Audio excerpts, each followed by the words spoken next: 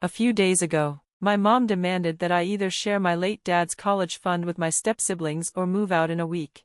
Let me give you some context before I get into what happened. I'm a 17-year-old girl living with my mom, 43, my stepdad, and my two step-siblings, Jackson, my stepbrother, who's a year older than me, and Emma, my younger stepsister, who's 2 years younger. We all attend the same high school, though we don't hang out or share any friends. My mom married their dad 3 years ago after dating him for almost 5 years, but we've been living together for 6. The wedding was more of a formality than a milestone. My dad passed away when I was very young, and I barely remember him. He and my mom never married, and his family didn't approve of her back then, so their relationship was short-lived. He was diagnosed with terminal leukemia when he was only 27, and by the time they found out, it was too late. Before he passed, though, he set up an education fund for me, ensuring I'd have some financial security in the future and that my mom wouldn't be burdened. I've always known about it, since my dad's lawyer explained everything to me when I was a child. The fund was managed by the lawyer until I turned 18, at which point I'd have full control over it. For years after my dad's death, it was just me and my mom, and I was used to it. Then my stepdad came into the picture when I was about 8. And we all moved in together after he and my mom had been dating for a while. We relocated because my mom said it was too hard to stay in the town where she met my dad. I've never met my dad's side of the family, they weren't interested in me, and we only see my mom's parents occasionally. They're nice, but we're not close. When I first moved in with my stepdad and his kids, I had high hopes. I thought I would finally have a big family, but it didn't turn out the way I imagined. For the first few years, things weren't terrible. They didn't treat me poorly, but there was always something off about the dynamic. It felt like we were more like roommates than a family. I tried to make an effort, but no one seemed to want to connect. So eventually, I gave up. The relationship between my mom and my stepdad's family was completely different. They embraced her as part of the family, and it became clear to me that I wasn't really included in that bond. Looking back, I can't help but feel like part of the reason they were so eager to accept my mom was because she was the total opposite of my stepdad's ex-wife. From what I've heard, she was a gold digger who left my stepdad almost bankrupt. After the divorce, she also abandoned their kids, and my stepdad was left to raise Jackson and Emma alone. I'm sure meeting my mom, who was responsible and stable, was a welcome change for them, but for me, it just meant being left out. I often felt like an afterthought. Even though I technically lived there, I never truly felt part of the family. I used to tell myself I was overthinking it, but as I got older, the feelings of isolation only grew stronger. Fast forward to a few days ago, I've been looking at colleges and preparing to apply. My mom has always told me about the college fund my dad set up for me, and I was counting on it to help pay for my education. But then, a few days ago, my mom told me she needed to talk to me about something important. Apparently, my stepdad hadn't been able to save money for Jackson and Emma's college, and she asked me to let them use my college fund. Jackson had taken a gap year, and he'd be starting college at the same time as me, so she thought it would be a good idea for them to use some of the money. The thing is, legally, my mom had no right to control the fund. My dad's will made it clear that only I could access it after I turned 18, and to be honest, I didn't want to share the money. I didn't consider Jackson and Emma family. And even if I wasn't going to use all the funds, I felt like it should be mine to keep. I'd been saving money on my own, and my mom hadn't had to spend much on my education. Plus, I was hoping to get a scholarship, so I wasn't even worried about money. The idea of giving my step-siblings a chunk of my college fund just didn't sit right with me. I told my mom I wouldn't be sharing the money, and if Jackson wanted to go to college, he could take out a loan like most other students. She wasn't happy with my response and called me selfish. I didn't disagree. I was selfish, and I wasn't apologizing for it. I calmly told her that it was fine to be selfish because, honestly, I didn't consider them family. That's when she lost it. She started yelling at me as though I had committed some unforgivable crime. It took me a moment to process what was happening. I couldn't believe she was so upset just because I had spoken the truth, that I didn't see my step-siblings as family. She had never seemed to notice how I was treated differently over the years. And now, suddenly, I was the bad guy for being honest. I tried to stay calm and not scream back, but there was no point. She just kept calling me ungrateful and accusing me of being selfish. So, I waited until she finished her rant and told her that she could scream at me all she wanted. I wasn't changing my mind. I wasn't about to change my mind. Yelling at me wasn't going to achieve anything, it would only push me further away and make me even less inclined to help them. My mother finally calmed down, and I thought maybe we could have a real conversation, but I was wrong. I had forgotten that in that house, my feelings didn't matter. All that mattered was if my mother, stepfather, and stepsiblings were happy. My happiness was never a priority. Once she settled down, she told me I had a week to change my mind, or she'd kick me out. At first, I thought she was joking, it sounded too ridiculous to be true, but she wasn't. Since my birthday was just around the corner and I'd be 18 soon, she wouldn't even be legally obligated to let me stay if I didn't share my college fund with my stepsiblings. She said she'd have no choice but to make me leave. I was shocked. My own mother was giving me an ultimatum over money that my father had specifically set aside for me. It felt like a betrayal. She told me to be careful with my decision because it could cost me everything, then left the room, leaving me to process what she'd just said. I could hardly believe she'd put me in this position for the sake of my stepsiblings. That day, I decided I would leave, no matter what. I started talking to my friends, explaining the situation and asking for help finding an apartment. I knew that once I turned 18, the money from my dad's college fund would be mine to control, and I could make my own decisions about it. While it might mean sticking to a budget, at least I'd have control over my life, and I wouldn't have to live in a house where I was treated like an afterthought.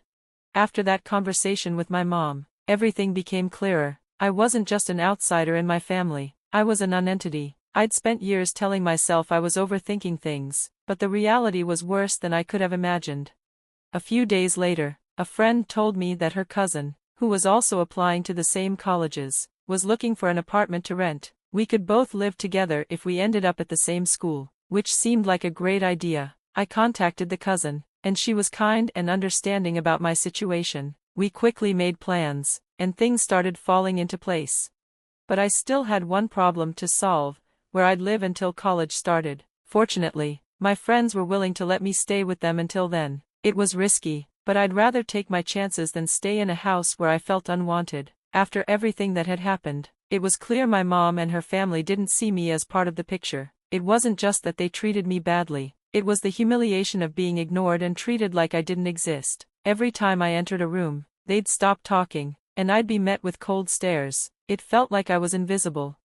Once everything was arranged, I knew I had to confront my mother. When she came to ask if I'd changed my mind, I told her the truth. No, I hadn't changed my mind. In fact, I was leaving. The way she and her family had treated me for the past week was beyond anything I could tolerate. I told her I'd already made plans to stay with friends until college started, and that I was done with them. I didn't want to see her again. She could kick me out if she wanted, and it wouldn't matter. I was ready to go. As expected, my mother yelled at me again. She called me selfish and ungrateful, saying I didn't belong in her house. I left without hesitation, but that wasn't the end of it.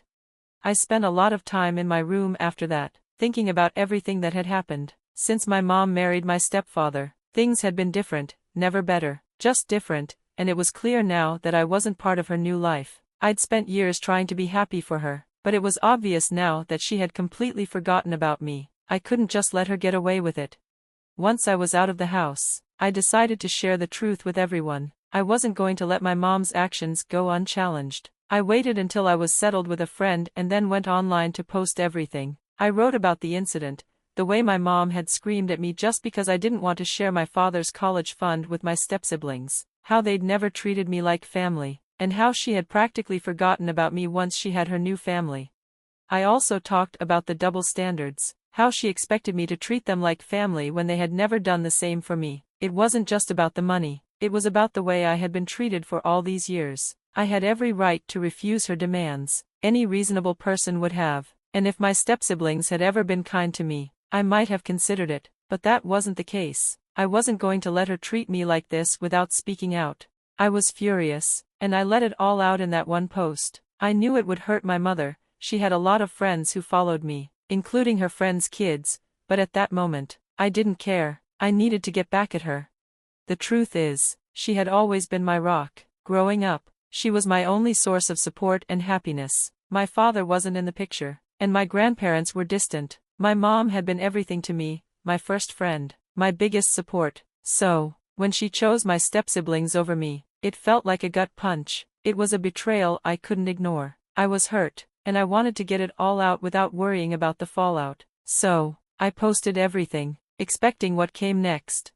Sure enough, the backlash started immediately. My mom sent me message after message, accusing me of ruining her life. The post had been shared countless times, and people, especially her friends, were gossiping about it. She tried calling, but I ignored every attempt. I felt miserable, and I thought writing that post would make me feel better, but all it did was leave me feeling even worse. The messages from my mom cut deep. She said she never expected me to do something like this, that she thought she had raised me to be kind and compassionate, but now she saw me as the opposite. The worst part was when she told me that if my father had been alive, he'd be disgusted by me and wouldn't even want to be related to me. That stung more than anything. It made me question everything I had done. Was I wrong for standing my ground? Maybe I was, but I also couldn't ignore the nagging feeling that she was trying to manipulate me into feeling guilty. And if that was the case, it was working. That's when I turned to all of you for advice. I needed clarity. I needed to figure out if I had made the right choice or if I was just letting my anger cloud my judgment. After reading all the messages, I realized something. My mother wasn't the person I thought she was. I had wanted to believe she wasn't a bad person, but what kind of mother does what she did? I was done trying to convince myself otherwise. So, I blocked her. I didn't want her reaching out again. I didn't want her to try and manipulate me into taking down that post. I wasn't going to take it down, not unless she came to me with a real apology. Update 1. Thanks to everyone who reached out. Your messages really helped me see things clearly. I had been on the fence about whether or not to give my mom another chance, but after reading your words, I realized I had been holding on to an illusion. What kind of mother treats her child this way? So, I blocked her. I wasn't going to let her manipulate me into taking down the post. If she wanted to reach out, she knew where I was, but I wasn't going to let her use me for her own convenience. Update 2. It's been 2 weeks since I moved in with my friend. My mother has had zero contact with me, except for a surprise visit last night. She showed up with a black trash bag, saying it contained my leftover things, the stuff I hadn't packed when I left. The fact that she used a trash bag to pack my belongings was insulting, but the real blow came when she just dumped everything on the floor and expected me to gather it up myself. My friend's parents saw the whole thing and were furious. They confronted my mom, telling her that, as my only daughter, she should be treating me with some compassion instead of cruelty. My mom wasn't having it. She fired back that they had no right to judge her parenting, especially since they were harboring a delinquent like me. I almost laughed at that. A delinquent? I'm a straight-A student, and she knew that, but before I could say anything, my friend stepped in and defended me. She told my mom off, saying that she was grateful her parents weren't like mine. It turned into a heated argument, and my mom left in a huff. I was grateful for my friend and her parents. They didn't have to step in, but they did, and it meant the world to me. It was the first time I felt like someone had stood up for me, and it was so comforting. I don't think my mom will come back anytime soon, and honestly, I hope she doesn't. I'm done with the drama. I just want to move on, and I can't do that if she keeps showing up trying to tear me down. So, I'm hoping this is the last time I ever have to deal with her. Update 3.